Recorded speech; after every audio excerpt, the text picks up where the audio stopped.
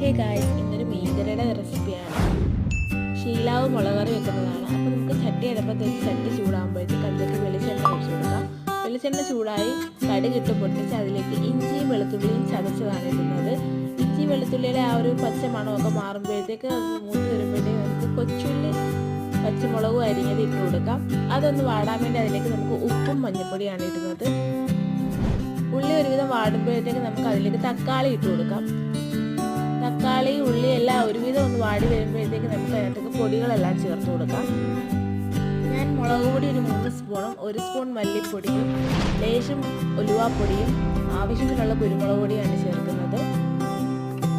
കറി തിളച്ച് വന്നപ്പോഴത്തേക്ക് അതിലേക്ക് മീൻ ഇട്ട് കൊടുത്തു. ഒരു 5 മിനിറ്റ് ഞാൻ കറി അടച്ച് വെച്ച് പിന്നീട് അതിനകത്ത് ഉപ്പും പുളിയൊക്കെ ഉണ്ടോ നോക്കി. ഞാൻ ഉപ്പ് ലേശം കുറവുണ്ടായിരുന്നു. അങ്ങനെ കുറച്ച് ഉപ്പൊക്കെ ഒന്ന് ആഡ് ചെയ്തു. കറിയൊക്കെ ഇത് പറ്റി വന്നപ്പോഴത്തേക്ക്